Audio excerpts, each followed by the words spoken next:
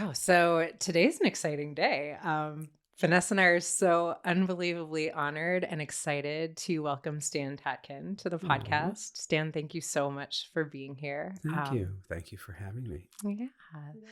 I feel like, yeah, where do we begin? I know that we have so many questions and things that we'd love to pick your brain about. I want to start with, as someone who works primarily as a couples therapist, I find that referrals can be kind of challenging because not every therapist loves working with couples. So I'm curious to hear how you became a couples therapist. How was that sort of the trajectory that you went down for yourself? You know, looking backwards, everything makes sense. Hmm. Going forward, nothing Always. does. I would never have thought that I'd be a couple therapist. I remember being both in a trainee and an intern at Southern California Counseling Center years Oh my ago. gosh. Does have that connection. Me That's too. where she did hers. And that was a great center. I Yeah. really I learned a lot there. Mhm. And was Nancy head of it? Nancy Steiny at the time? No, I don't think she was head, but I know the name, so she Ah, must have Nancy. somehow still been. Nancy. If she's listening, I hope she's happy and healthy. Aw. She was a terrifying character, and I so loved her and respected her. Mm. But she was just one of those really serious people that if she called you in, it was like, oh, Uh-oh. that's not good. Mm. And I saw a couple at the center because we were trained then to do a lot of group psychotherapy and systems. Mm-hmm. And so I saw this couple, and we did it behind the one-way mirror. I always get confused: two-way mirror, one-way mirror, three-way mirror, and they were the couple from hell. I mean, they were. I thought they were sort of the mini George and Martha of Who's Afraid of Virginia Woolf. They were a terror, and I swore off ever doing couples after that. And I remember seeing them years later. They were in a movie theater, all lovey-dovey, and I thought, yeah, they're going to, they're a horrible couple, but they were going to survive everybody. It's just Sometimes that's how it happens. yeah. And so that I became a couple therapist is astonishing to me. I've had such a trajectory that I'm grateful for, and I wouldn't have known at the time what it would have added up to, but it added up to a lot. And when at a certain point in my career, after being mentored by Jim Masterson at the Masterson Institute, because I had to, I would go home. I was working inpatient. I would go home in tears because I finally discovered what it meant to be on the wrong side of things as a group therapist. Right? I had enjoyed, being loved, and being popular. And then I discovered the opposite, and that that there were people that wanted me hung every day. This was when I was working for John Bradshaw, and I just, oh man, I thought I wouldn't survive this, and so I was attracted. I know I'm taking a long way around here. Sorry. I love it. I was really attracted and afraid of Masterson because of disorders of the self, and very different than what we got at Antioch usually.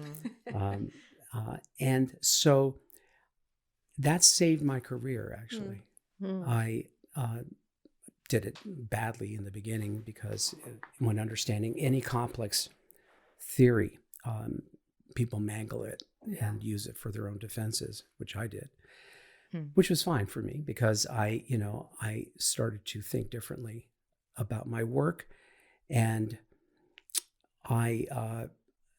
so I started to specialize in personality disorders, which is a weird specialty because it's not things you can advertise for. Yep. But your friends and colleagues start sending you everybody.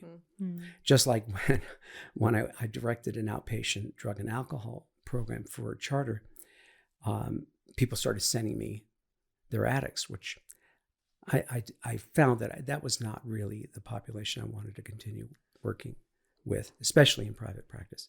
So similar, in private practice with disorders of the self, the next person that I studied with, Alan Shore, introduced me to neuroscience and to infant brain development and arousal regulation theory.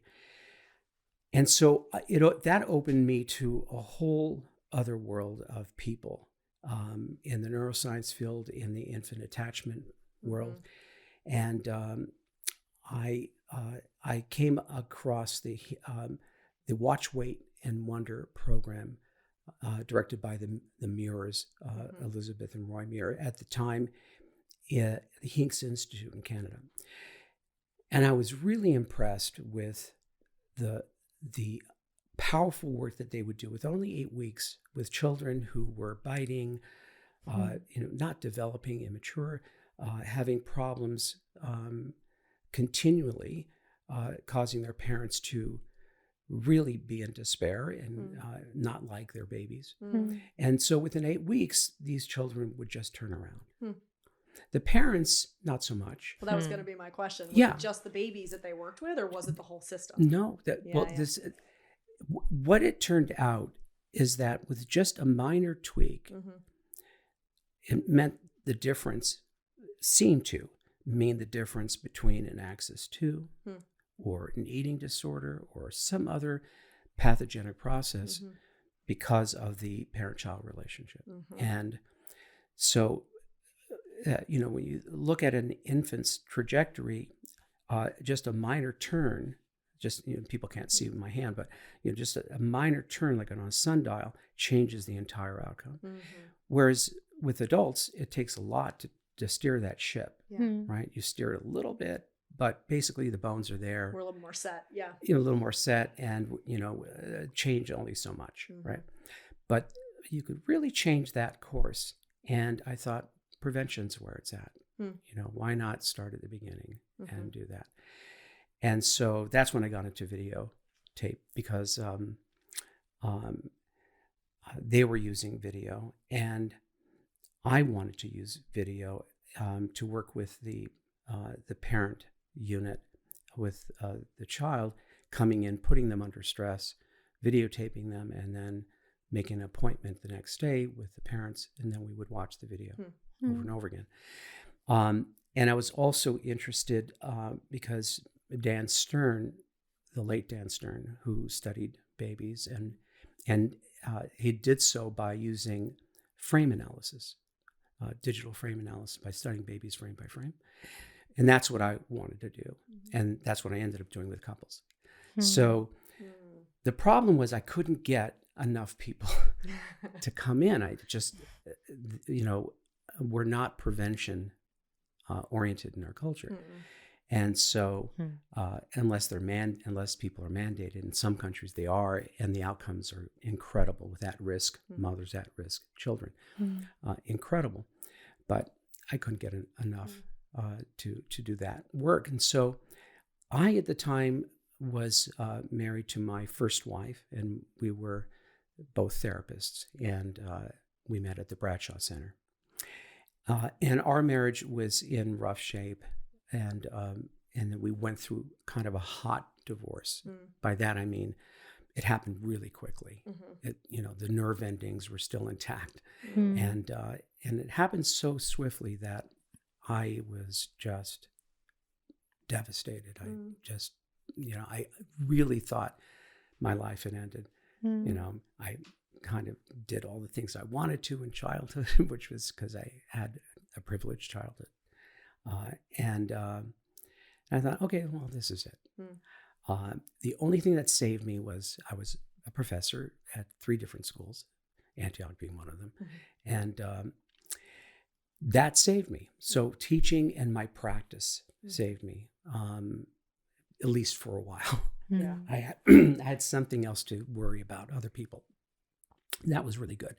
But I was living in an apartment that was temporary, with literally inflatable bed, inflatable furniture. Everything was temporary. It was really like, I was in purgatory. I was in some kind of hell. I was in between. and then I reached out to an old flame of mine. Actually, she wasn't a flame. That assumes that it goes both ways. An old crush of mine. An old I like crush. that correction. Yeah, an old crush of mine, Tracy Boldeman, in 7th grade science we met. And I just had this crush on her through high school that she never knew. And so I went on our Palisades High School alumni website, and I found her, and I emailed her, and we started this email back and forth. And that time I was studying with John Gottman. Yeah. With Gottman, and so we struck up this friendship through email. And I hadn't been dating anybody until then, and then we met at our old haunt in the Palisades at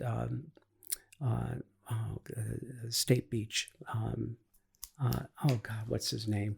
My old haunt.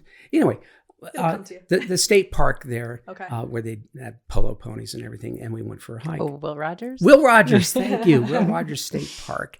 And then it just went from there. After a year, we got married.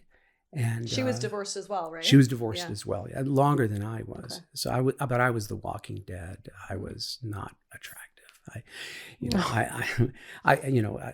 We have memories of being at a hotel, and I'd be out in the lobby eating gummy bears on Ambien, crying, and I was not an attractive fellow. I mean, she really stuck with me, and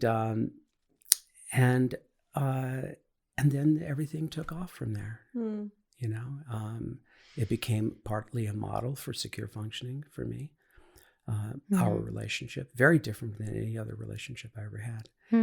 And both of us, because of the nature of our relationship, just sort of jettisoned our careers, our creativity, both of us. And we became a partnership for all time. And so that made me switch to couples. Long story. I wanted to understand what had happened. Like, how did I blow this with my first wife? And it seemed to be in the area of arousal regulation. It's funny, Tracy has a Swiss cheese theory, which actually holds water. So, if you and I are Swiss cheese and we both have holes, if our holes line up, we're not going to do well. If our holes don't line up, we do well on an arousal level. And that does hold water. I like that. And young people many times will find partners that they over-identify with. They over-identify with each other, and they can't really separate that. And they get into trouble at the same time. One's drowning, the other one's drowning too. And so I was very interested in studying that, like that one area of psychology that we don't really touch on, and that is nervous system to nervous system, these lightning fast recognition systems that can trigger threat, and that two honest people can find themselves in a threat situation, and if conscious, can wonder, like, how did I get here again? How do we get here again? How do we get out? And that was my first wife and I. We just could not get out of these entanglements, and couldn't figure out how to do it. And so that's what crashed it, I think. I love that as well. I guess two things, kind of a gateway. I want you to go more into secure functioning, because that's obviously like a through line through all of your work that I've read or listened to. But I also want to say too, I mean, jumping ahead a little bit, I guess, but when I read Wired for Love, that was something that my couples therapist had us listen to, I should say. And even as a therapist myself and somebody who works with couples, occasionally, I'm not a big fan actually of working with couples. She likes it more than I do. They're so much fun. Once you do couples, you don't go back. I do like it sometimes. I don't. It's not for everyone's day. I don't do so well with high conflict couples. I am very conflict averse. I have my own issues with that, so I'm working through it. I can train you out of it. Okay, well, maybe I'll come to you. That's the whole point. I know, but some of the stuff in my own relationship that you talked about on the attachment side with the threat overlay was so fascinating. And it was done in a way, what I keep telling everybody is your specific examples were things that I had just never heard articulated. So like one super simple one that I'll give an example. I'm more of the avoidant in the dynamic. He's more of the anxious in the dynamic, right? They're both anxious, by the way. That's right. Well, I'm noticing a trend in this lately. We flow back and forth. But I just, for the audience, insecure. If you're insecure on either side of the poles, there, clinging, distancing is one way you can look at it. Yeah. Both sides are anxious. Yeah.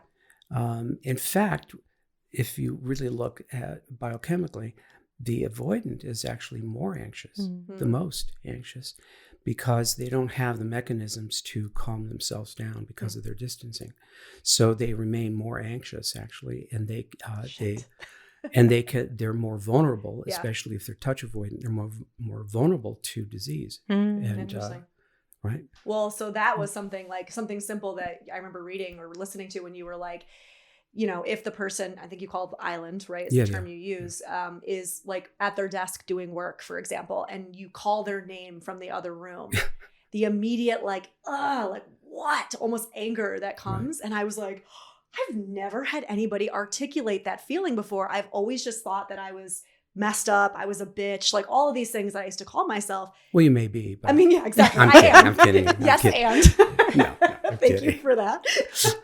But there were just so many little instances where I was like, holy shit, this is like really helpful for me to understand that it's not just that, right? No. There's actual wiring that goes into this. And I think him and I both really benefited from some of those. So I just wanted to call that out. I appreciate that. Everybody will be startled by hearing their first name called out from another room because the amygdala, in this case, we could say the left amygdala, but it really also the right. Our name is stored very deep. And so it's a recognition that is both alarming, right? If we're in danger, or a mother calls us, we're in trouble, right? But which is why I tell people to save the first name for when you're making love. So-and-so, I love you. You're so handsome. You're so beautiful. I love being with you. Rather than, Pookie or sweetheart or whatever. You sweetheart Pookie from across the room. If you're going to do that, because there's a startle. Yeah. And that's funny because I think I tend to do the like babe from the other room versus calling him by his name just naturally, right? And then you have a lot of people coming in because they all think they're babe. What? Who? Me? Well, can you take us through? So obviously we're not going to spend the entire time talking about attachment. I want to get into the rest of, talking about your book, which I'm about 3/4 of the way in. I'm obsessed with it. It's called In Each Other's Care, by the way, and we'll link all that in the show notes. But for those who are kind of, just getting into this, secure functioning as like the baseline for let's say healthy relationship. Will you kind of talk to us a little bit about what secure functioning is, kind of in your term? Well, secure functioning, as defined by us, is meant to be different than secure attachment. So secure attachment is an idea measuring one's felt sense of safety and security in a current primary attachment relationship. Secure functioning is really a set of social contracts that are consistent with secure people, right? Okay. That are operating in a way that is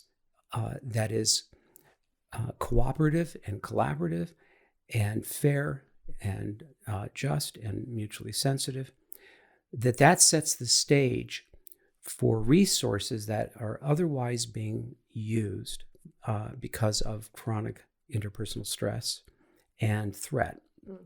Those are freed up, and this is when development, actually, we know, development moves forward with babies, children, and adults. When those resources are available, because we're in a securely attached system, that's when people start to take flight, and they become nicer, they become more creative, better neighbors, better citizens. And so it's meant to be a social contract between people that is modeled on what we already do, when we join a team, or we start a rock band, or we're cop car partners and our lives depend on each other, right? How do people who are very, very different find where they're the same and where they agree? And how do they actually do that and then have a shared purpose and a shared vision, which dissolves their differences, right? Otherwise, we would never join ranks. We would never come together. Our species, it's baked into our species to otherize. We are a fundamentally racist, xenophobic, otherizing species, period. Always will be. The only thing that keeps us from doing that are social contracts and pressure, right? So the same thing goes for the union of a couple. It's the only union, I fear, that does not operate on the rules that we have been operating on in terms of making communities, building companies, anything that we do that's a cooperative. It's based on a whole bunch of stuff. Based on, I mean, you can name it: duty, religion, lust, ticking clock, shame, feelings of I'll take whatever, all sorts of things that people will come together thinking about. Now, nature brings us together at a certain time, maybe for some people all the way through life, in order to make us, Jones over somebody and want to continue the species, right? So there's a nature part of this that is drive that we confuse with love. It's not, and we confuse a lot of things with love, like the attachment system. The attachment system is not love. It is survival. It is something that we must do, and it is nature's glue. We have to join with others because we're pack animals. We travel in herds. We're not lone wolves. So we need other people from the very beginning of our life, and our life depends on another person from the very beginning. And I think we, on some primitive level, we carry that throughout life. So I'm now attached to you, and I think it's love because it combines with loving feelings, but it is actually a biological mandate that I can't quit you now. And so that is a good thing. Like all things in nature, it's indifferent. Nature's indifferent. There are good things and then there are bad things. Nature doesn't care. We do. The good thing about attachment is it holds us together, it keeps families together, and it keeps us bonded. And the bad thing is that we'll stick when we shouldn't. It's a bad deal, and I should be getting out of this. I should be thinking of what's best for me. I should be able to use my prefrontal cortex, in particular, the reality portion of it, that puts off, gratification for later. I see downstream, this is not going to end well. You want this, I want that. We want something completely different. We can't seem to come together on it. We should not be together. But that's not what we do. We'll surrender those principles, those ideas of what is the best thing to do for I can't quit you, and then come up with a lot of reasons. This is everybody. This is not a fault. This is just the way we are. So that is a challenge for us couple therapists, right? We're dealing with inequity. We're dealing with an abusive relationship. We're dealing with, somebody clearly is taking a deal they ought not to, and getting them to think and to do the right thing, even though it's the hardest thing to do, is quite hard for them and for us to, get them to do it. So secure functioning is a set of principles that are conscious, that we set up, that has to do with, look, we're in a symmetrical relationship, you and I. This is not asymmetry like childhood. So we're not family. We're strangers, equals, unless we decide we're not. And we're coming together based on terms and conditions. Deal or no deal, not love. Hard to do, right? Yet that is what is going to lead to longevity and happiness, because we want both. We know people can be in relationships for a long time, but are they happy? Right. And people can be happy, but can it last very long?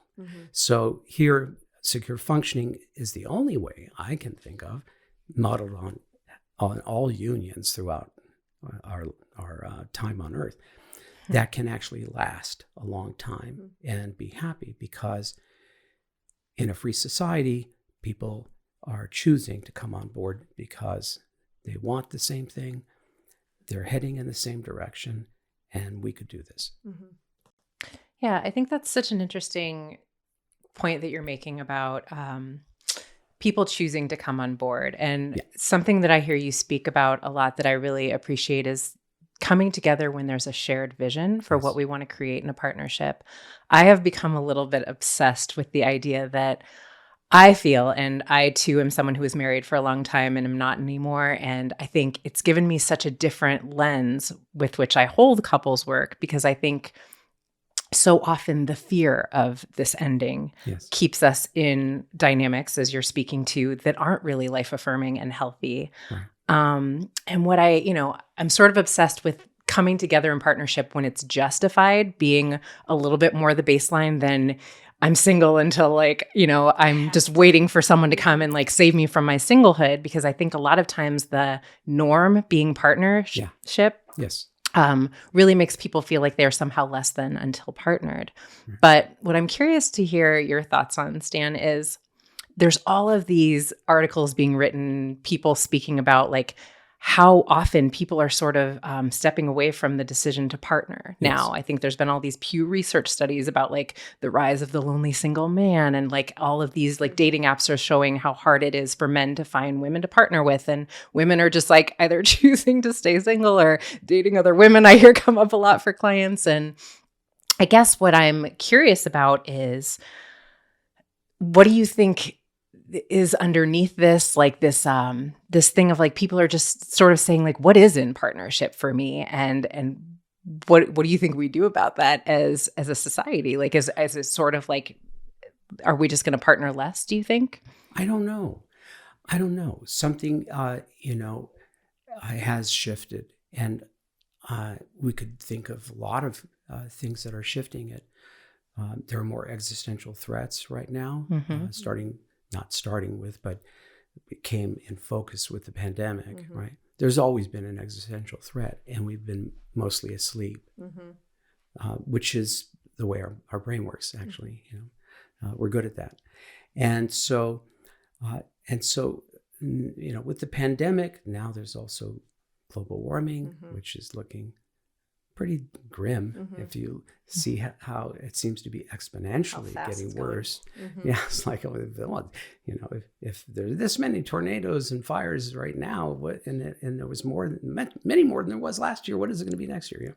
So people are looking at that generations coming up after baby boomers, kind of looking at us and saying, "What, you fucked us up. You've left us with nothing, scorched earth. Thank you. I'm glad you really enjoyed everything, but I'm not going to be like you." So there's this reaction, I think, to the dangers of the world and the promises that were there that seem to be empty and lie. All people are created equal, a lie.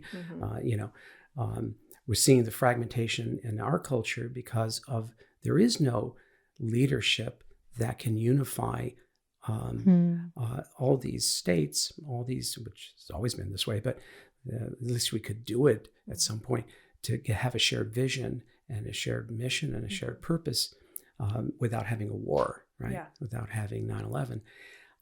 But that's breaking down. And when that breaks down, that's when you see tribalization. That's when you see civil war. That's when you see people are starting to turn on each other.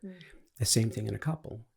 A couple doesn't have a third thing that they are co-creating, problems that they are solving together, a sense of purpose, a sense of what are they, what do they stand for, why do they exist, is going to fragment, and people will turn on each other. And so you see the same thing in the macro and the micro. These are systems. So among people, we need third things that we're building, creating, that we're solving problems that unify us. And if not, then we start to fray, and then we start to go off and look for things ourselves, because there's no meaning behind our alliance, right? We don't do anything. We already did it. We had the kids, and now we're no longer a couple, and now we're just tools for the kids. And as soon as they're gone, it's bye-bye. You know, and you see the same thing happening. So a lot of this idea of secure functioning doesn't just come from a couple system. It's really in all systems. And all you have to do is study your history, or study what's happening today, or just understand yourself, and see that, you know, this is a people problem. You know, that we're oriented in a certain way. If we're going to unify, we have to organize by what's in it for me. Yeah. What's in it for me? We're selfish creatures. Even our altruism is selfish, right? And there's nothing wrong with that, as long as we're pro-social, right? Pro-self and pro-relationship at the same time. And that seems to be the key. How do I remain pro-self and pro-relationship at the same time? Meaning, I have to consider you at the same time I'm considering myself, or I'm unfriendly and you're going to now care only about your interests, and that's how it begins. Well, I guess how does that then, I mean, that's a good jump off for a question around staying partnered, right? I mean, I'm trying to think how to word this. Like, I get the concept of we need to be able to be pro-relationship and pro-self at one time, right? Yes. And I would say that through the trajectory of a couple's relationship, there is some shifting that happens, right? Like at some point I need to be a little bit more pro-self because I'm going through something that requires it. And then maybe in 6 months, you need to be a little bit more pro-self. And so I'm wondering, do you feel like there's ever a time for this to kind of give? No, that's not, it's not an either or. Think of it this way. If I were to, it's John is your partner. If I were allowed to bind your legs together for a month, you know, the inner part of your legs, and you wouldn't sue me, you would understand what I'm talking about. You're two independent, separate people who are bound together in your legs, and you would have to go to the bathroom together, eat together. You'd have to do things and work with each other. There would be no time, I'm going to do what I want, and then next time you can do what you want. I don't think that would work. It would test the tolerance of the other person. We would have to think of how to please each other, which is a different way of thinking. It's a higher level of moral thinking, right? What is best for me and you? Best for me and you. Now, clearly we don't have to do that, and most people don't think they should do that, which is why they won't last. But if we're tied together by our mission, by our purpose, or by fate, you know, by circumstance, you know, we're left alone on an island and we depend on each other to survive, we're going to learn real fast. You understand? Yeah. Our fates are tied. I just wonder if, like, can we be, is it a yes and? Like, can we, rather than an either or, can it be, and maybe this is what you're saying and I'm just misconstruing it, like, is there a time in a securely functioning relationship where the idea is that both people also individually are working on their own secure functioning, so that I'm not necessarily in need of this other person to feel secure in myself? Like, can I do things on my own and you can do things on your own and we can do things together and it's still all copacetic? Does that make sense? Yes, okay. Absolutely. Okay. Secure functioning means that you and I are co-creating something from scratch, which people won't do mostly because we're lazy and because we're entitled and because we think this is family. And it isn't. It isn't. We're strangers and we have to consider each other as such, which means there's a formality there. And that the way this works is that we're bound together if we are truly interdependent, and this is really important.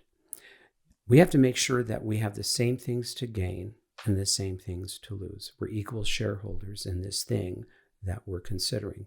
It's, you know, survival, profiting, parenting. All of these, we're at the same risk and the same, you know, glory. of what we could achieve. Mm-hmm. If that is the case, and that is our job to make sure that that equity remains and the level is the field is leveled, then we're more likely to keep each other in check because we benefit from it, right? We benefit from it. And so it is a different way of thinking. It's a two-person psychology of we and us. And we're building this thing for the maximum freedom. We're going to be as free as we can, unless and until that freedom impinges on the other person's rights or sensibilities. And then we have to pay attention to that. Because if you lose, I'm going to pay for it. If you get a raw end of the deal, I'm going to pay for it. There's no way I won't. This is a fact, right? All you have to do is just track it. No bad deed goes unrepaid. Mm-hmm. And so it is really, I think, a higher level of moral reasoning to include another person's well-being and your own at the same time, rather than a binary, or bifurcation of this, which is what we all do. And we have to understand that disrupts the field, right? That disrupts the field that we're operating in. Mm-hmm. You and I want to win the potato sack race. Well, there's only one way we're going to win. We have to be practiced and we have to work together. Otherwise, we lose. That's it. Nobody cares. Nature doesn't care. I'm sure the land is riddled with the bones of partners that couldn't work together. You find bones in an escape room, and the bones are in the position of fighting, and they just couldn't get it together to survive. That's Darwinian, and we can think of couples failing as a sort of a Darwinian issue, that they could not work together. They could not find where they agreed, and they could not find where they were the same, which is something that everybody can do. Everybody can do it. Everybody can do it. It's been done forever. It's still being done.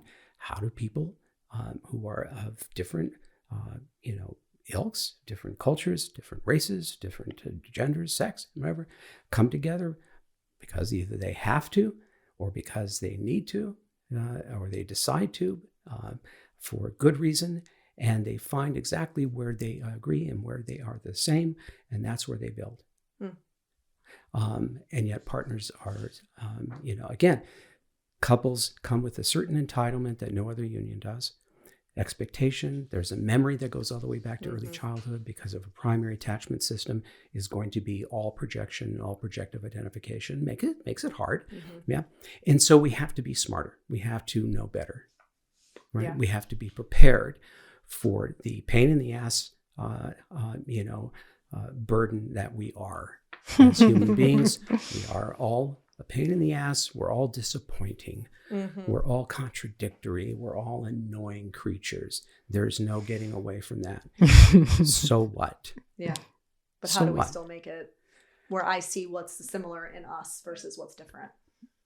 By using our God-given brain to make shit up and to be able to create something out of whole cloth. To be able to create something. Relationship is a shared mythology. It does not exist in reality. It does not. It's an abstraction. You can't take a picture of it, can you? You can take a picture of people hugging, but that's not, how do you know that's a relationship? Maybe they're just met, So a relationship is a construct, something that we co-create. Doesn't it make sense that we should co-create the same thing and make sure we're on the same page? Yes. That the mythology we're building has the same architecture, that it has the culture that we want, not that our parents wanted, right?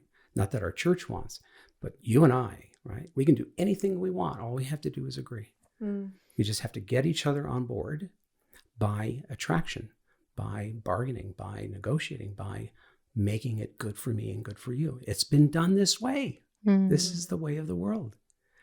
And partners can understand this and work together. It is sublime. It is hard. Yeah. It is really hard to do, because we have to put away our, some of our ideas of being right and knowing what reality is, and my perception is the right one. I was really clear. You didn't hear me right. My memory is perfect. Yours isn't. All these things that we do and that we get into fights over that destroy relationship, right? So secure attachment, we could think of secure attachment as a culture. The culture is putting relationships ahead of the self. Mm-hmm. The self is there, but the self is embedded in the relationship. Mm-hmm. So my self-esteem is the character I bring to this relationship by doing the best thing, the right thing for the relationship, even when it's the hardest to do. That's character. That's discipline. That's a purpose. I'm not doing it because I'm weak. I'm not doing this because I'm a whipping boy or girl. I'm not a doormat. But I value this union, this relationship. I'm going to hold it up, and I'm going to create a culture where we all do that. And that's secure attachment, actually. If you really think about it, the relationship is more important than your performance. Yeah, I love that. So there's something from your book where you're talking about secure functioning that I wanted to ask you about. You said, unless people orient towards being in each other's care, they will naturally revert to the ideas of self-care to the exclusion of others and act accordingly, which I feel like is a little bit of what you're speaking to. Yeah. And here's the struggle I have most frequently with couples that I'm curious to ask you about, Stan. And I'm going to speak heteronormatively for a moment. Yeah.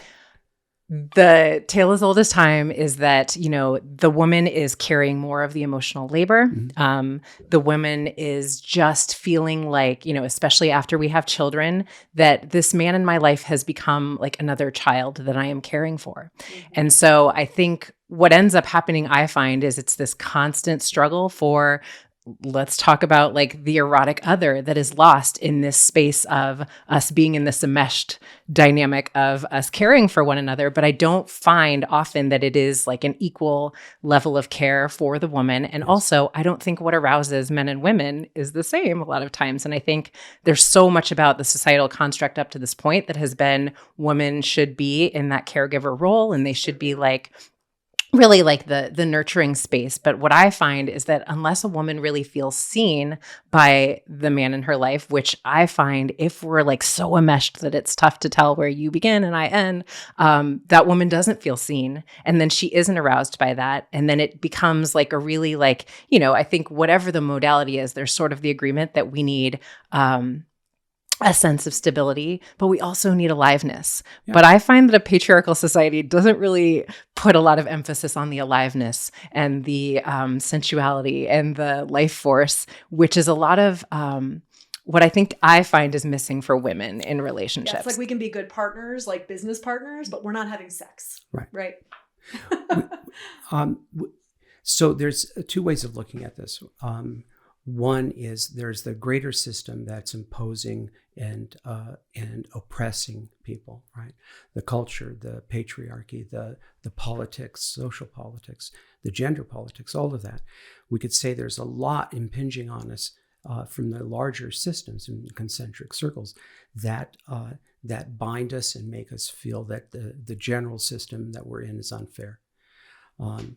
What I like as a couple therapist is to keep that in mind, mm-hmm. right? We have to know what's impinging on the individuals, mm-hmm. And how that's affecting the smaller system. But you and I, we decide how we're going to play this, mm-hmm. which is going to change as we move through time because we're changing. As long as we're sticking together and we're spending time together, we're going to influence each other. If we're both in the distancing group, we're in danger because we'll drift and we'll stop influencing each other because proximity is the time spent with each other does amount to influence, does amount to a feeling of kinship and bonding. So there's that. But you and I decide what is right. You and I decide what is best. We're in it to win it, mm-hmm. to make sure that we're, I'm in service to you, you're in service to me. And each other's care means that works better than we're in our own care. That was the revelation that came to me that made me want to do couples, is that psychobiologically, we're actually wired to be in each other's care, not not to go this far afield into rugged individualism, which is leading us in other cultures. If you look at the Japanese culture, that's been a weird trajectory for a long time. Sorry, Japan, but it is.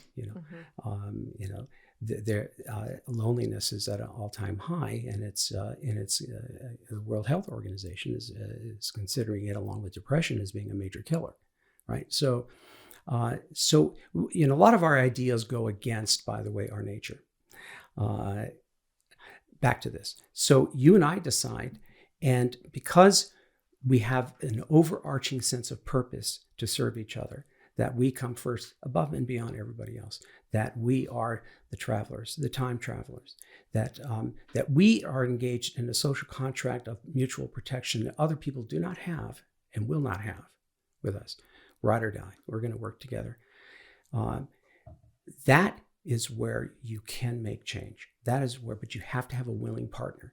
Mm-hmm. If you have a partner who's not on board with the grand idea, with the bigger idea that it's you and me, you and me, and we're going to do this, which means we have to suffer through all the ideas of disappointment and boredom and just, I know you, and my brain, wants to chase dopamine and novelty and everything, which is, not a mature idea, right?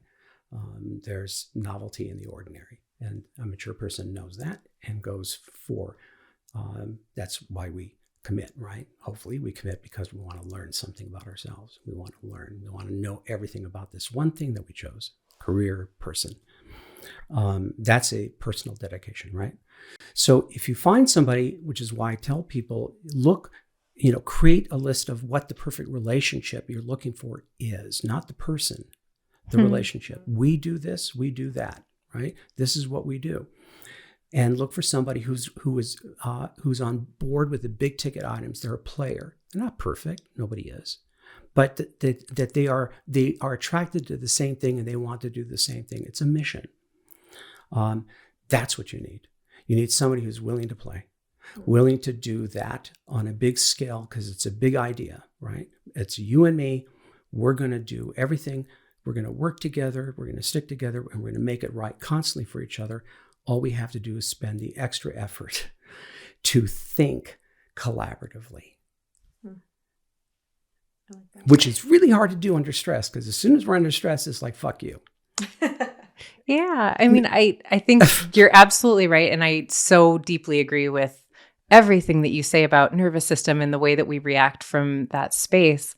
And I think there's something in when we're in that space of, my mentor is Esther Perel, and she talks a lot about I'm sorry? Esther Perel. Oh, yeah. She's a friend, actually. Yeah. She talks a lot about how the verb for love is to have and the verb for desire is to want. And I just think it's really hard in what I see with couples for us to want one another when we are like so in that space of like us in the bunker. I feel like you speak to a lot together.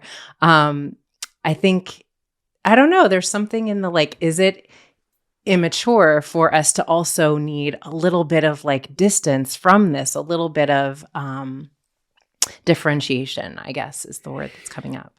Secure functioning, if you really think about what it takes to do it, you cannot do secure functioning if you're undifferentiated, if you cannot tolerate being alone, if you cannot tolerate pain, that's a big one.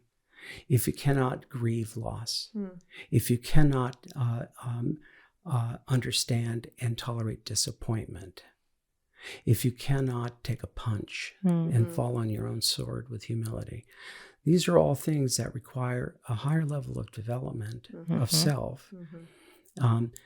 It does take an autonomous, individual enough to be able to recognize difference, to be able to recognize one's having to deal with primitive urges and impulses in favor of what is the best thing I could do, what is the best thing we could do, even though it would be the hardest, what's the right thing we would do, even though it would be the hardest. Otherwise, we're back to being animals.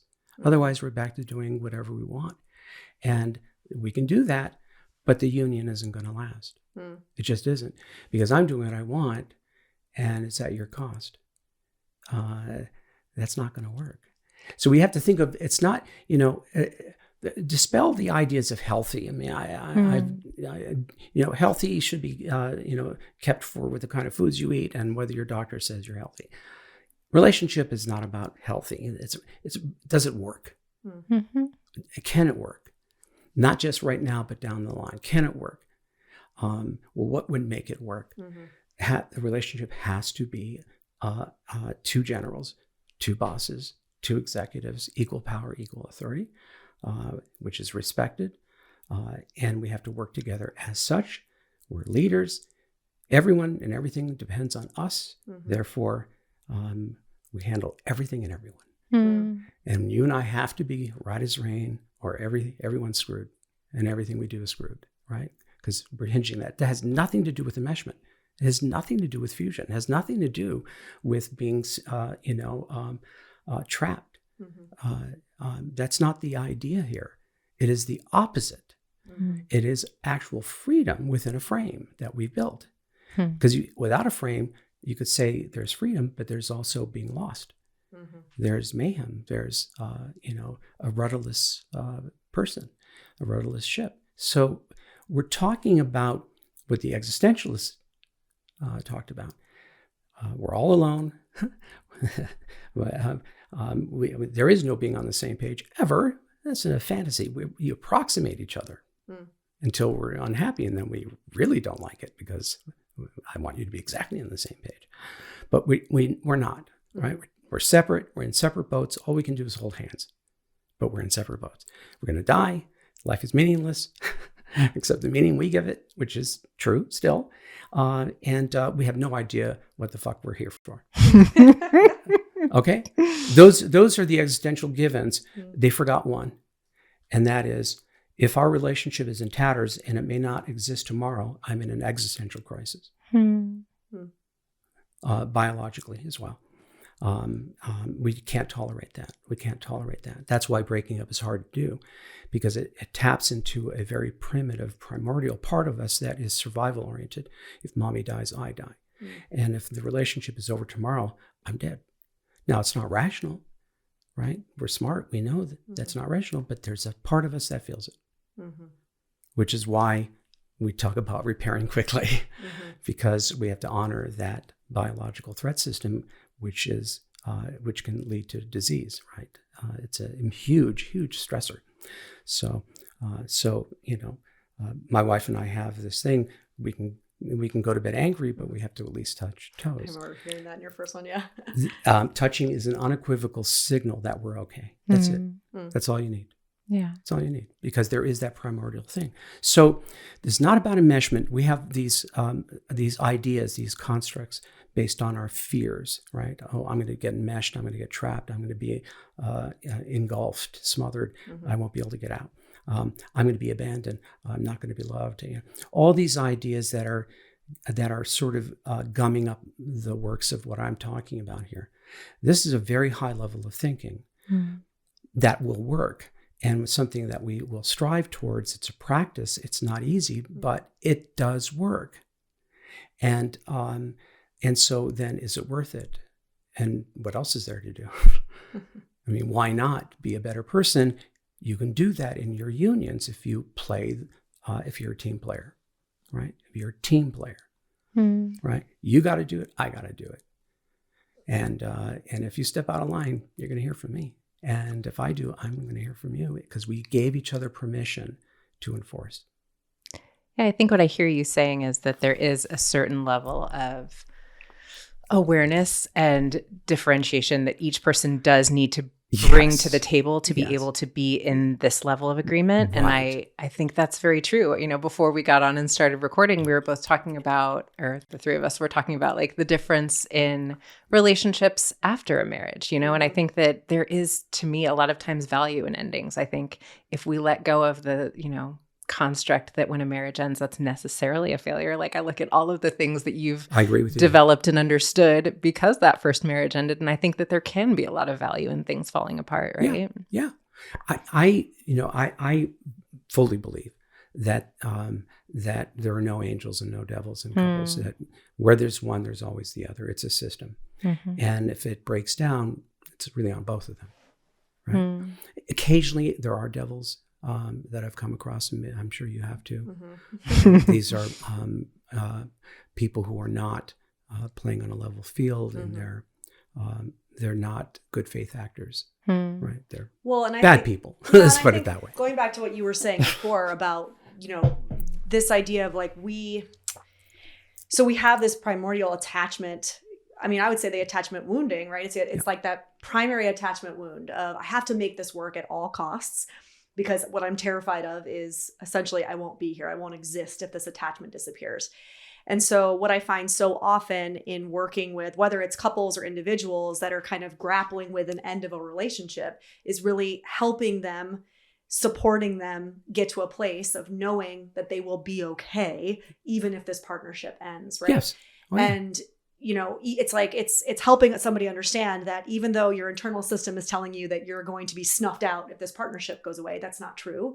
And we have to kind of tap into that prefrontal cortex, right, and act from there when we can. Right. Now, I would say too, the same thing goes, and I'm going to give a little bit of an example, a personal example. I think it's helpful inside a dynamic. So Danae and I are kind of talking a lot about how I've done a lot of what I think is differentiation work within the confines of the partnership, right? Yes, best and place I think to do it. Yeah, and I think I've pushed my partner John to do the same.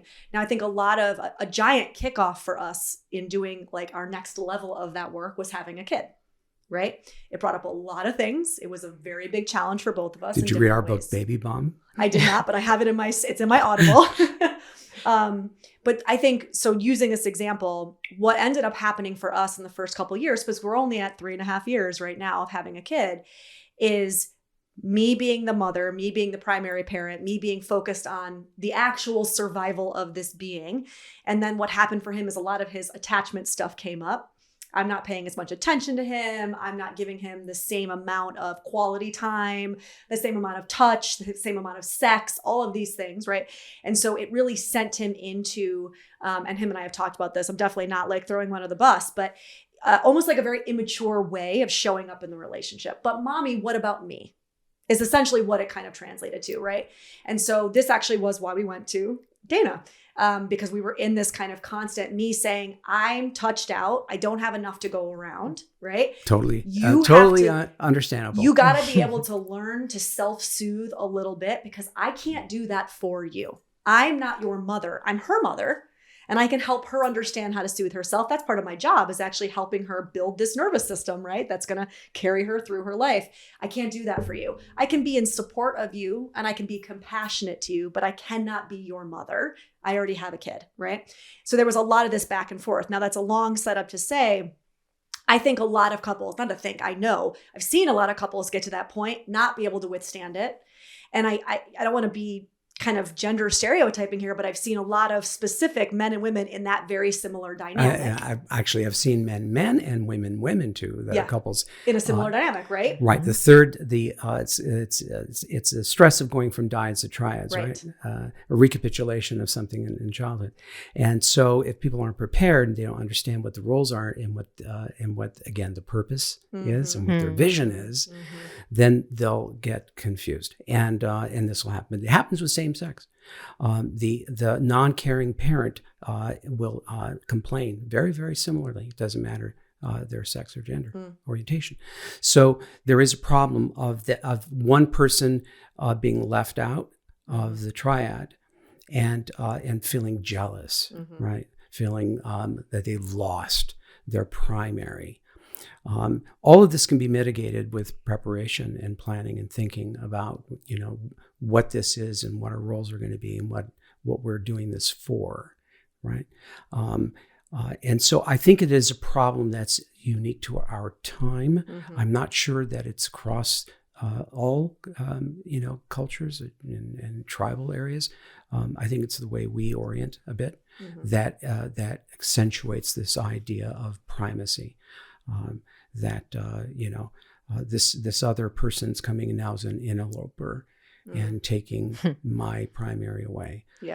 Is understandable, but it is that could have been prepared for Okay. in advance. So for you, it's all about the preparation. Because I'm wondering, I when think you it go is. into your explanation around, what you call the management of thirds, Right. right? I mean, I'm guessing that a child would be considered a Absolutely, third, yeah. right? And so then I guess what would you give other than preparation? Okay, so let's say we didn't prepare, because I know my partner and I didn't prepare. I don't think most people don't. do. No. So now Everyone thinks they know they can do it. so now we're in it and we're like, oh shit, what do we do, right? And so I know for him and I, a lot of the work has been around me needing to lean in, because my tendency is to lean back, right? And say, I see you're hurting, I'm here to understand and validate as much as I can, but I can't do that work for you. I can't be the one to soothe your nervous system. I can't be the one to parent you when you're feeling, all these things.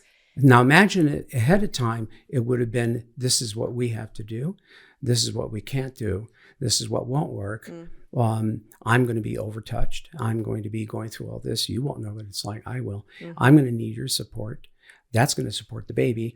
We're going to be working together, and you need to also be with baby from the very beginning. Yes. And we know that really changes the brain for the male. It really changes his brain, and it locks him in a way that most males will never get locked in very, very early, from the very beginning, so that there's an investment that this is a couple's project. Yeah. This is a couple's project. You and I are still partners. We don't lose that. We don't suddenly become mommy and daddy. That's for the kids. It's not very sexy for us. We're partners. We exist through time. It's one project of many projects you and I will be doing. Therefore, it's you and me, kid. And this is how we're going to play it. This is how we have to play it, right? Let me ask you that. Again, most people don't do this. I want to, so one of the quotes that I pulled out from your chapter on jealousy, right, or management of thirds, you say, if one primary partner experiences jealousy, that is certainly a sign of mismanagement by the other. That's the first place I would look, yes. Okay, so, because that to me, I'm like, ooh, as the mom in the situation, that made me like a little bit like, but how am I mismanaging this? Or like, what can I do differently? Does that make sense? It's not just this, John, like so many others, did not understand, did not know. I didn't The know. two of you didn't really have a plan postnatally, Right. of what you were going to do and how you're going to play this whole thing. And so when we don't predict something and plan and prepare for it, we walk right into a situation, and we're going to now, under stress, we're going to revert automatically to our most primitive selves. That's what we do. As soon as I'm threatened, I'm no longer thinking contingently. I am reacting automatically by memory. And I'm just going to act out exactly what I need to do to protect my interests only. Then you start to protect your interests only. And now we're adversaries, right? Right. We're threatened by the whole thing because something happened. We thought we knew, but didn't. We didn't think ahead. And this is why, not just in this instance, but I encourage partners, every time they're going to walk into something novel or even something that's stressful, predict, plan, prepare. What could go wrong? We're going to protect our relationship. We're going to make sure that we work together. That's the vision. By the end of this, we're great. We are terrific. We handled this well. What could possibly go wrong? What would get in the way of that? And let's take it off the table one by one and prepare and plan. That's another capability that only our species has, right? Two things. We can make shit up that doesn't exist, and we can actually predict and plan the future and plan for it. Two things often we don't do. We don't do it. We kick the can down the road, right? People come to us all the time, step families. There's tons of reading you could do. Nobody does it. And they come in and they have to reinvent the wheel, right? They could have, but they didn't, because people think, oh, I can do this. I can do this. Yeah, I can do this. No. No. You're protecting the union, our alliance from this. We've got a whole other set of complexities that are coming our way. Are we resourced? If we're not sourced in advance of this, we're stupid, right? If we're not great, we're inviting a kid to our party. If our party sucks, thank you, Mom, Dad. Amen. Yeah, thank you and fuck you. I hope you have a money set away for my therapy. We're just that way. We're impulsive, moody, fickle animals that don't plan, that do the least amount we can because of energy conservation. That's a natural law. And so it is our stupidity, and mine included. I'm no different. I'm an idiot, and I do stupid shit, and I can be a 5-year-old with my partner. All of this is true. Secure functioning is a framework to be better, to just be better than the average off the line, factory line human primate, which is not great. Let's face it, the average off the factory line human primate, good when they're happy. You don't want to be around them when they're not. Yeah.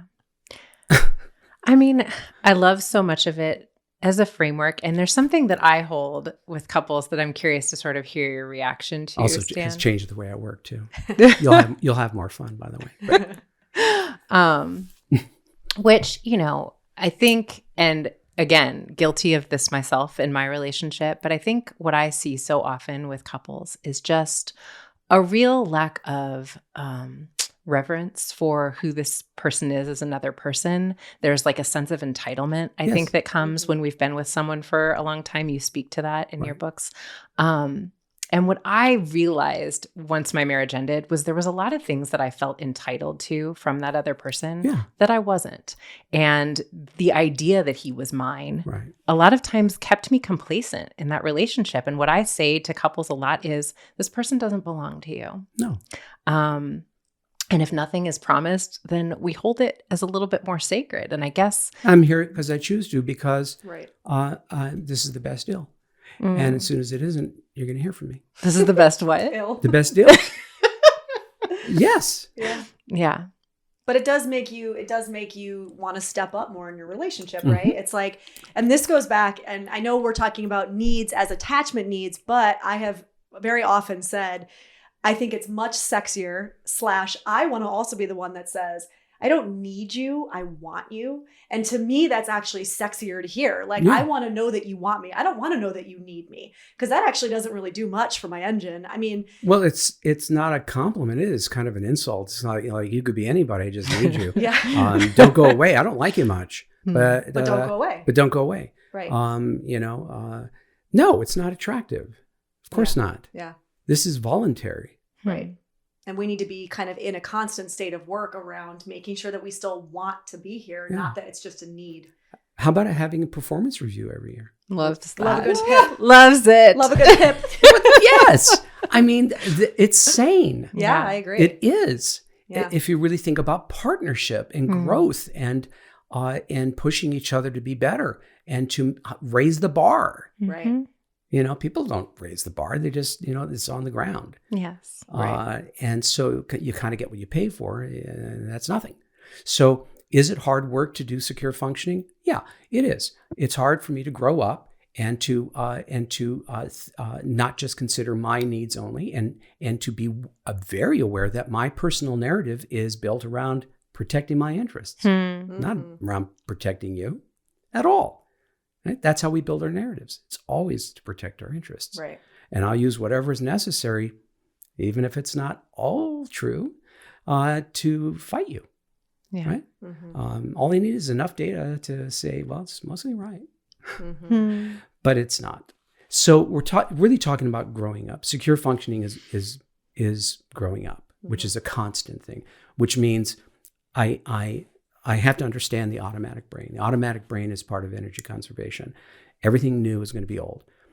You're exciting, you're everything, all these catecholamines, dopamine, noradrenaline, oxytocin, phenylethylamine, all these groovy drugs that make me focus on you. And, oh, you're so great. And I want to know everything about you. And then I know you. And I think I know you. And I go, okay, I look at elsewhere. I'm looking for novelty everywhere else. And that's not a grown-up thing, right? I know I don't know you, and so I have to be present and attentive and curious enough to spend time with you and look at you and understand, yeah, I don't. That makes you interesting. Yeah. Constantly. I don't know you. I don't know you. And I could despair. How many people have you had that despair in their 40s and midlife? And I'm with a partner that doesn't get me. They just don't get my jokes. They just don't, they're not interested. I watch a deep movie or a deep TV show and they can't really converse with me. They just don't get it and everything.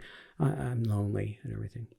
Well, part of that is a fantasy of you should feel everything in me, right? You should be just like me. You should, right? No, I'm with a different fucking person, dude.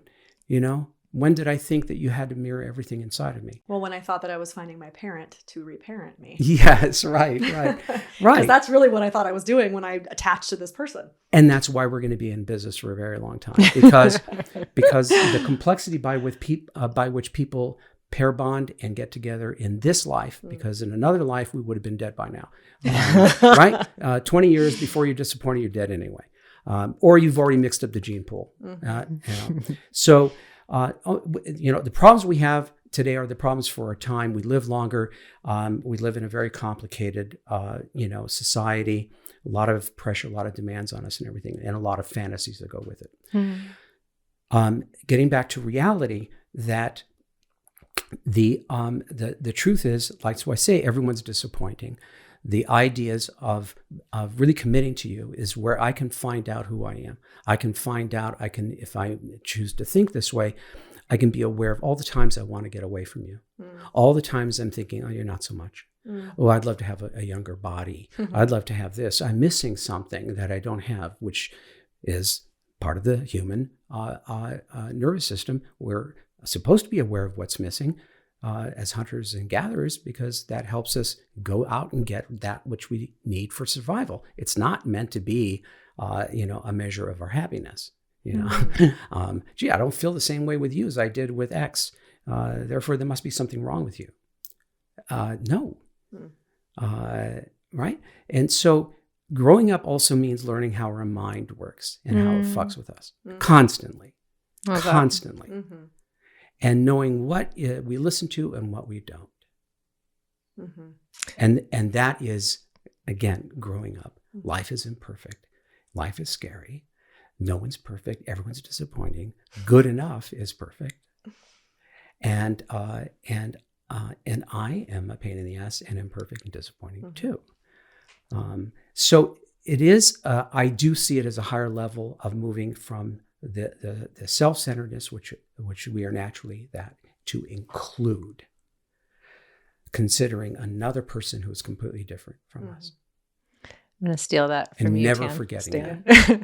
That thing of growing up is understanding how our mind works. I think that's huge. I heard Meryl Streep say once how she stayed happily married for so long. And she said, whenever I was disappointed or unsatisfied with my husband, I was always unsatisfied with myself when I really got down to it. And I think that's what you're speaking to, like understanding what's happening in our mind really in that moment that we think that out there is the fantasy of what's going to make me happy. It's all an inside thing. We never lived outside of our heads. We never will. It's all in our head.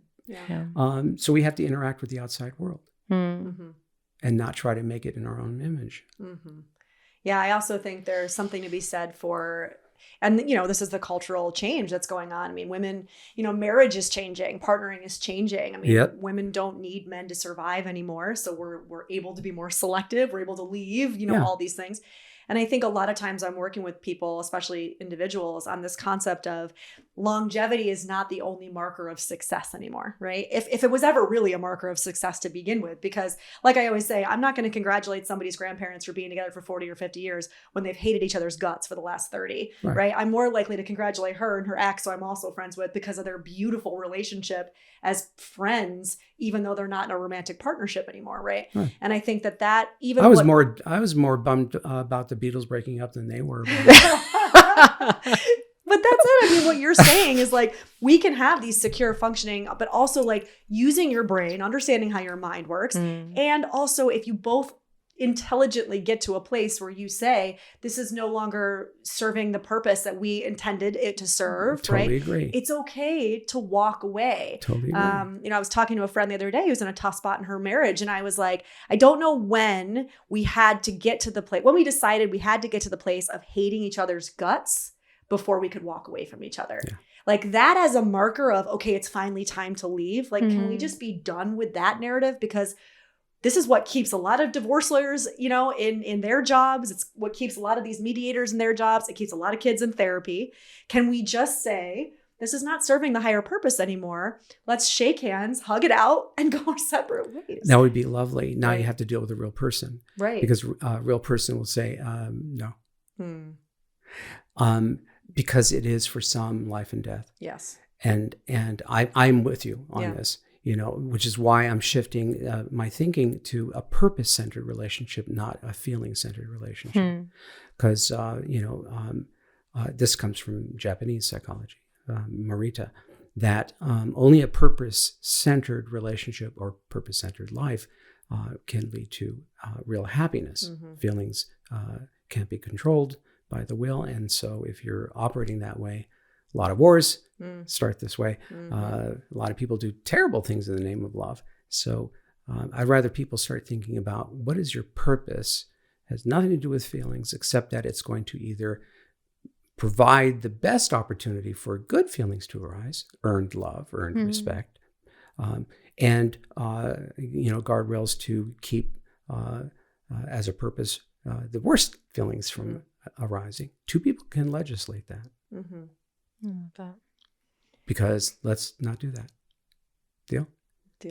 Sucks. Deal? Yeah.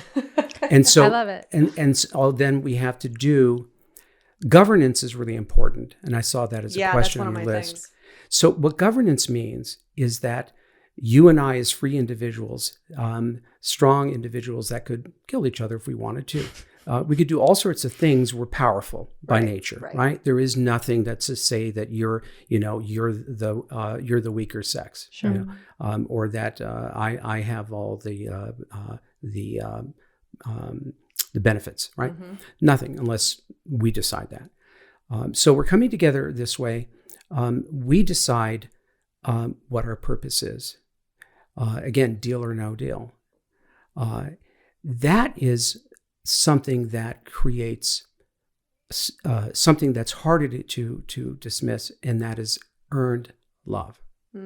By everything we're doing every day, that is not natural for us usually, and is not easy for us, but we've decided that's the bar that we're going to put. Governance means that we're giving each other permission to govern each other, tell each other what to do. We're giving each other permission to do that. And we're agreeing that governance is essential in order to keep us both in line.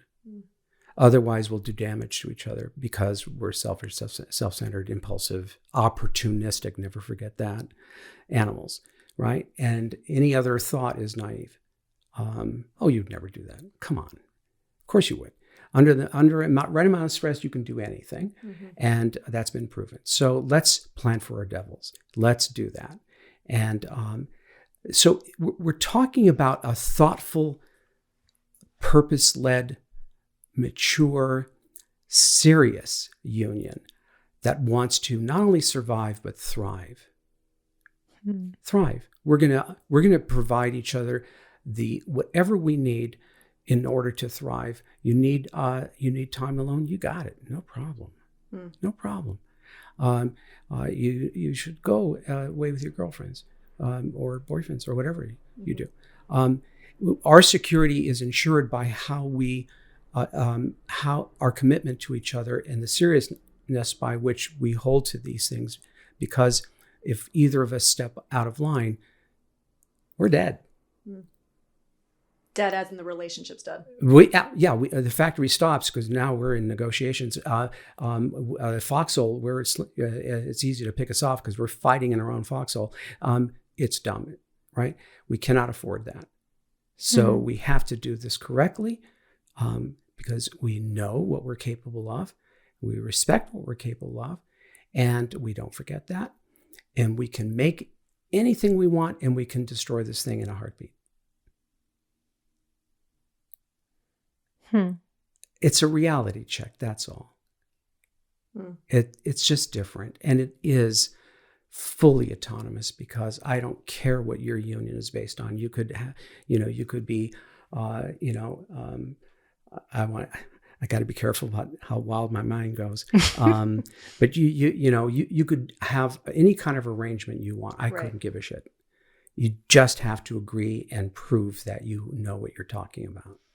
So with governance, then, are you saying that, because I will say and maybe this is, again, I tend to be more of an island, but I didn't love the word governance because it definitely felt a little bit like, oh, someone's trying to govern me, which kind of put my heckles into like, all right, step back. Yeah, right? You forget that is bilateral. Yeah, well, that's my question, I guess. It's like, now that I'm talking to you. Islands forget their agency once they get into a commitment. Well, and that's, so this idea of governance, the way that I'm hearing you actually describe it sitting here feels different than even the way I was hearing it when I was listening to Wired for Love, which is, it's more about, we're two CEOs overseeing a successful business versus you're going to tell me what to do and I'm going to tell you what to do, which to me felt very much like, well, you're not my parent. No, you're my equal. Yes.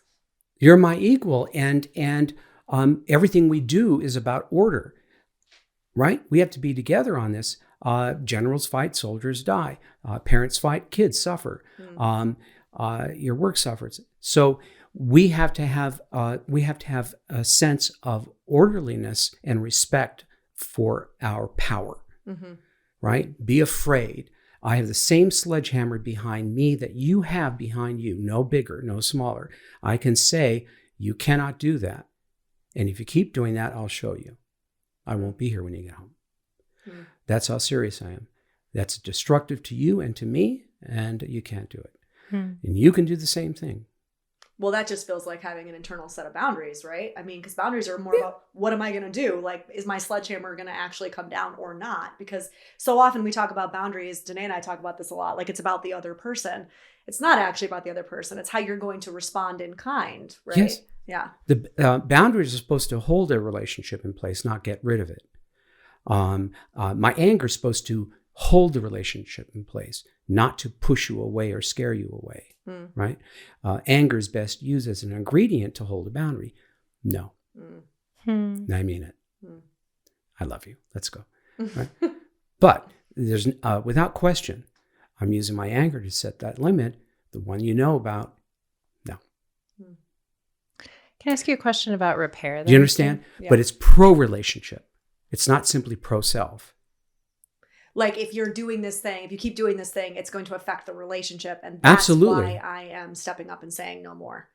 Absolutely. Like, you can do whatever you want, ultimately, at the end of the day, but you can do that at the detriment of the relationship. Yeah. Okay. But you can do anything you want. But if you fuck with me, remember, you're giving me permission to fuck with you. And I don't think you're going to like that. So if you don't want me doing it, stop it now. Yeah. Or we got to talk. Yeah.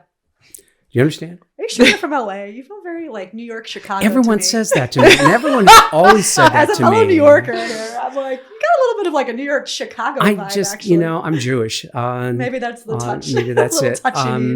But yeah, I've always had a heart fuck with thing. me, I'll fuck with you. I'm like, all right, well. Yeah, it is. That is, I got to say, when it comes to sex, that's kind of hot. Having somebody who's not going to put up with something. Yeah. And will show you. You're not going to do that with me, motherfucker. I love you, but I'm not going to let you burn this thing down. And messing with me like that will do it.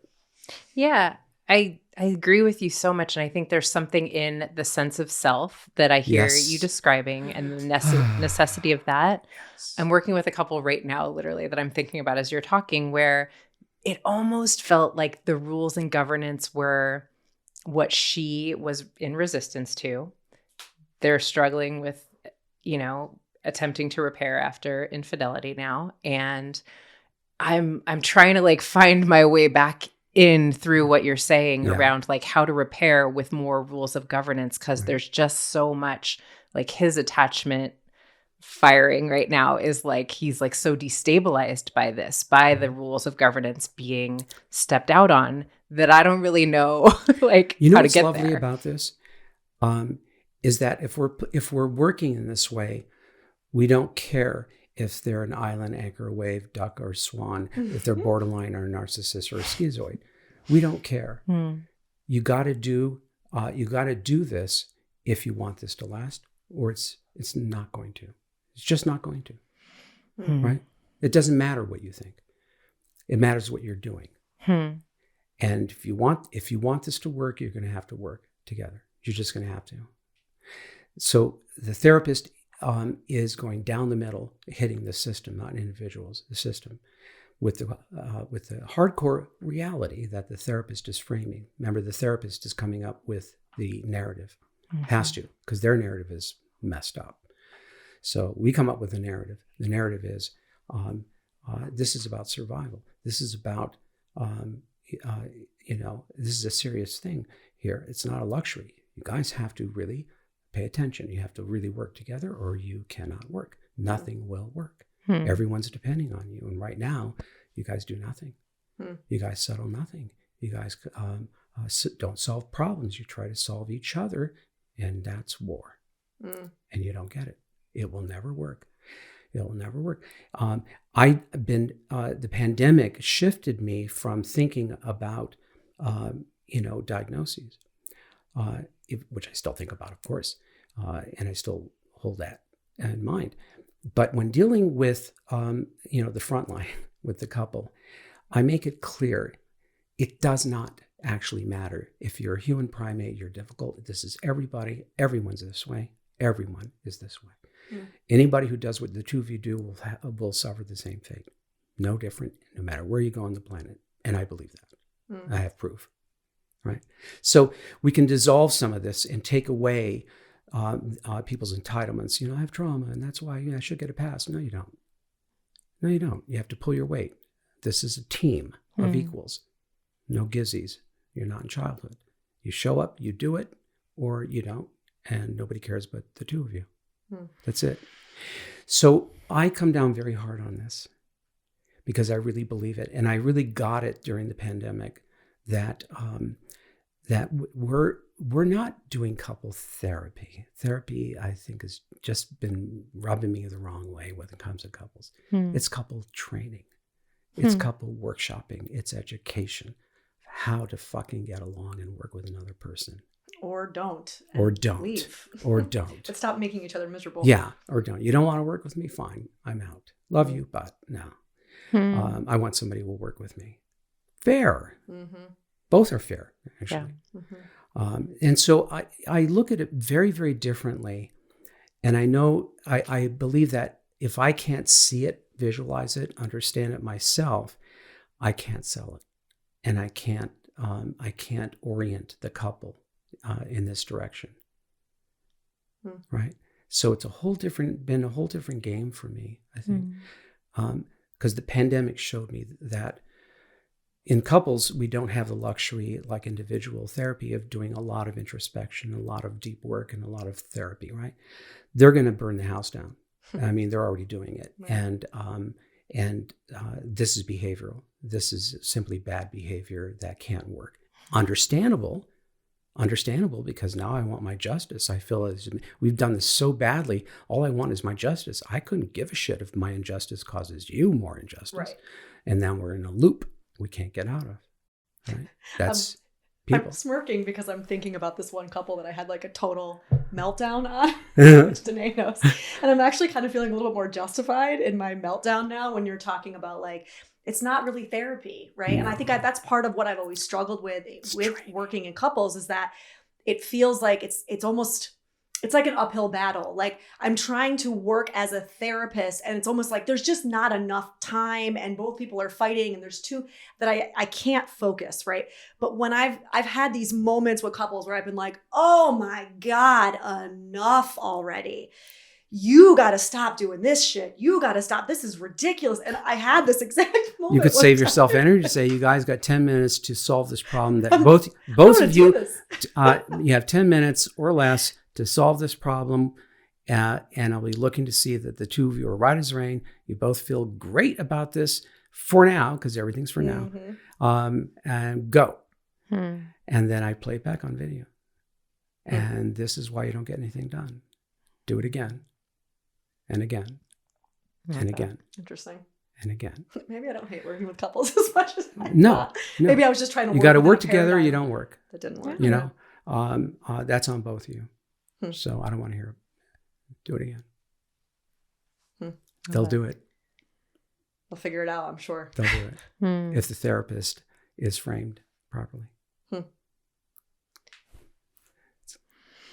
Less energy, not as frustrated. Because I yelled at a lot of people during the pandemic. I was losing my shit. Glad to hear you say that. Makes me feel Oh better. God, I yelled at so many people. Because I just, here we were in a serious time. People were being so very petty, and they just couldn't wrap their minds around the big stuff. They were just in the weeds constantly, so I was able to learn better how to communicate this stuff that I thought I already was getting clear, but I had no way of teaching it. Because I was starting to understand it, but didn't mean other people could. So now I'm more integrated with it.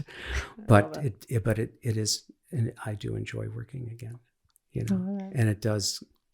I do spend less energy.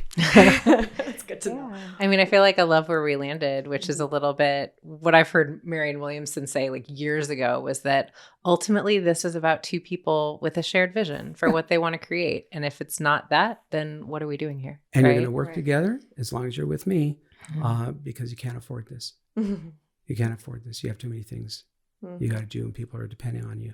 So do it. Do it or don't. Yeah. Well, we could keep you here all It does day. work, by the way. I've got so many things that we could go through, but we want to be respectful of your time. This is my favorite topic, and it's so fun. It's so fun to be in person because mostly it's like online or something like that. It's kind of like oh God, is it real? No, so real people. Real people. And you guys are so lovely. All of you. We have a lightning round though of questions. Oh, good. Down. Okay. Yeah. Let's see. Should I have some more tea? Have a sip. Prepare yourself. Lightning sounds like I have to be smart. All right, Stan. So who would you say have been your greatest teachers, mentors, people that have influenced your path, either people that you've known personally or their work has really influenced you up to this point? Well, when I was a child, it was Haas Cartwright. No, not Haas. It was, wait, who's the dad? Ben? Ben. Who's the father? The patriarch. Okay. I thought he was. We're a different generation, so I don't know which one you're talking about. I forgot. Okay. Yeah, I'm old. So I was from Ponderosa. Anyway, I took the father figures. My father wasn't a bad father figure at all, but I was attracted to men, father figures, men that were fair and just and did the right thing, right? So it starts there, and then it goes to my analyst. And other therapists that I've seen over the years that saved my life. Jim Masterson, definitely. Alan Shore, Stephen Porges, who's like my intellectual daddy. Love him. God, there's so many people. My first supervisor who passed away and said to me, "You're made for this." All these people along the way that channel you and keep you going, and otherwise I wouldn't be doing any of this. My wife, who is still someone that I look up to, and that is the exact same person I thought she was. When I wrote to everybody and was obnoxious and listing all her virtues, it was not really, do they really want to hear me doing this all the time? But she's still that person. And my couples. Beautiful. Especially the dead soldiers that I fucked up with. We have that, or failures, that give us reason to do better. Yeah. It makes me want to cry, actually, when I think about it. Yeah. Yeah, I love that. But I love standing on the shoulders of others, and I love knowing how I got here and what I'm made up of. Thich Nhat Hanh. I'm Stan made up of non-Stan elements, and I know this. Yeah. Beautiful. Yeah, I know after I had my baby and I was like in the throes of it, I actually reached out to a couple women who I had specifically worked with who were new mothers before I was a mom. Yeah. And I actually like apologized to them for some of the ways that I just was not able to be there in the way that they needed me to, because I had no idea, because I wasn't a mom. And I've specifically been like, I apologize. Like, I know I could have done this better. Do you ever, if people ever pop up in your mind from the past, maybe that you dated and everything, you think, oh God, I wish I could call them and say, I'm sorry. Seriously. Jeez. Sometimes I do. Huh? Sometimes I do. You know? Yeah. I've tried a couple of times without return calls. I'm not sure if that means with no expectation. You're dead to me. Yeah, exactly. With no expectation. But okay. The second question is around this idea or this concept of flow, right? So this thing that you just fall into and hours go by. What is that for you? What is flow for you? Well, I know a flow for me is in the brain, if you want me to say that. It is the disconnect between the areas of the prefrontal cortex, the anterior cingulate, and the ventromedial prefrontal cortex. Any area that's involved in prediction and inhibition, restraint, you want to turn off. And that's the flow that we love. We want to get back into during sex, in music, in acting, in dance, in writing, in public speaking, no self-consciousness. I'm in the moment and I am struggling, but I'm not thinking that I'm struggling. I'm struggling, and through that pain, there's immense pleasure, right? I love that. No self-consciousness. No self-consciousness. I'm in it. I'm in real time, and I'm either in flow with myself, my God, my person, or people around me, and something is just moving through me. So I think we all want that. Beautiful. And what breaks your heart, Stan? Today, what's happening? The meanness, the hatred, the terror that everybody seems to be operating under. That breaks my heart. It really does. The news, but we listen to it every day. I'm a news junkie, but yeah, things that people will have done forever and will always do, horrible things that people do to each other, to children. Yeah. And we'll end it on a little bit of a different note. What is your favorite food? Ice cream. Oh, said without a doubt. That was a good one. I'm sure it has nothing to do with mother's milk. Just because I have it at night and and it's creamy and it makes me just want to curl up and drift off to sleep. Yes. So I'd say ice cream is Oh wow. Yeah. Well, Stan, what an honor. Thank you so much for doing this. Is doing this, especially with colleagues. I truly am a true believer. But I'm always learning and growing, and I like learning, and I like doing this because it hones my thinking. It challenges me to check myself, and but it also it's just so lovely being with friends and colleagues like the two of you. Thank you. It really Thank does. you. You're lovely. I wish people could see your smiles and everything. Thank you so much. So I think I will stay overnight. Did you bring an overnight back? Wait till you meet Logan. Oh, sure. Logan, she's the best. She'll be like, "Hey, are you my new friend?" Sassy little lady. I love kids. I love kids. Thanks, Brandon.